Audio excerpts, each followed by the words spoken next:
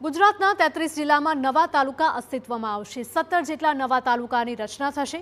આજની કેબિનેટ બેઠકમાં નવા તાલુકાને સૈદ્ધાંતિક મંજૂરી મળી છે। સ્થાનિક સ્વરાજ્યની સંસ્થાઓની ચૂંટણી પહેલા જ તેની રચના થઈ શકે। જાન્યુઆરી કે ફેબ્રુઆરીમાં યોજાનારી ચૂંટણીમાં નવા તાલુકાઓનો સમાવેશ થઈ શકે। થરાદમાં રાહ નવો તાલુકો બનશે।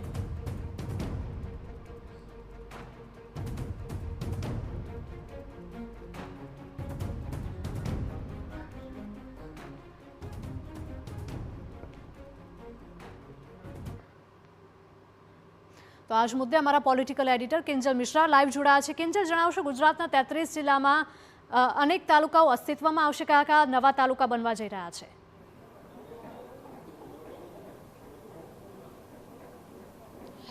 जी हिरल 33 जिल्लाમાં જે નવા તાલુકા અસ્તિત્વમાં આવવાના છે, આપણે કહ્યું તે પ્રમાણે 17 તાલુકા છે કે જેને સૈદ્ધાંતિક મંજૂરી મળી ચૂકી છે અને ટૂંક સમયમાં તેની સત્તાવાર જાહેરાત છે તે પણ થવાની છે।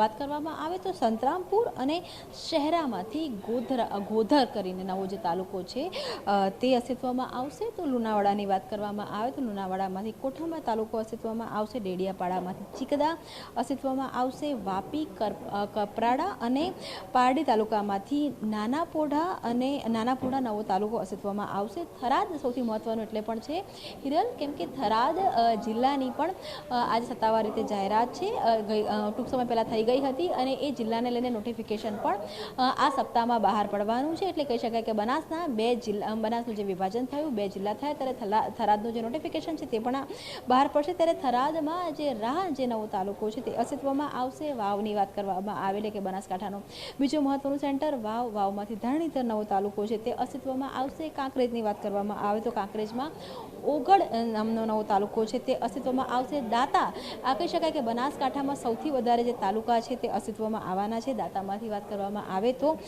હડાદ નવો તાલુકો છે તે અસ્તિત્વમાં આવશે।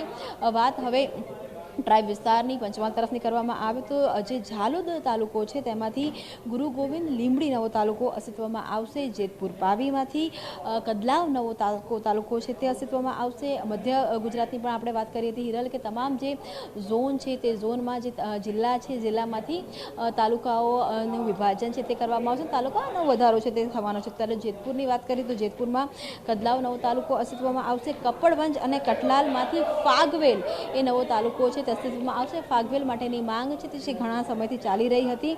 વિલોડાની વાત કરવામાં આવે તો હવે શામળાજી નવો તાલુકો અસ્તિત્વમાં આવશે। શામળિયાનું મંદિર ત્યાં છે અને શામળાજી નવો તાલુકા તરીકે અસ્તિત્વમાં આવશે। બાળનું પણ કહી શકાય કે બાળમાંથી પણ એક તાલુકો વધારવામાં આવ્યો છે, તો બાળમાંથી સાઠંબા નવો તાલુકો અસ્તિત્વમાં આવશે। સોનગઢની વાત કરવામાં આવે એટલે કે દક્ષિણ ગુજરાતની વાત કરવામાં આવે તો ત્યાં ઉકઈ છે તે નવો તાલુકા તરીકે અસ્તિત્વમાં આવશે। માંડવીની વાત કરવામાં આવે તો માંડવીમાં અરેઠ નવો તાલુકો અસ્તિત્વમાં આવશે અને મહુવામાં અંબિકા નવો તાલુકો અસ્તિત્વમાં આવશે। એટલે કે જે વાત આજે કેબિનેટ સમય પણ હિરલ કરવામાં આવી હતી કે તમામ જે ઝોન છે, ઉત્તર ઝોન, દક્ષિણ ઝોન, મધ્ય ઝોન અને સૌરાષ્ટ્રમાં જે જિલ્લાઓ છે તે જિલ્લાઓમાંથી જે નવા તાલુકાઓ છે તે અસ્તિત્વમાં આવશે। આ 17 જે તાલુકાઓ છે તેની સત્તાવાર જાહેરાત 3:30 વાગે થશે। તેની સાથે થરાદ જિલ્લાની વાત કરવામાં આવે તો થરાદ જિલ્લાને લઈને જે નોટિફિકેશન થવાનું છે તેની પણ જાહેરાત થશે। આની પાછળનો એક પોલિટિકલ મૂવ પણ આને માનવામાં આવી રહ્યું છે, કેમ કે આગામી સમયની અંદર હિરલ નગરપાલિકા, મહાનગરપાલિકાઓની ચૂંટણી છે તે પણ આવી રહી છે।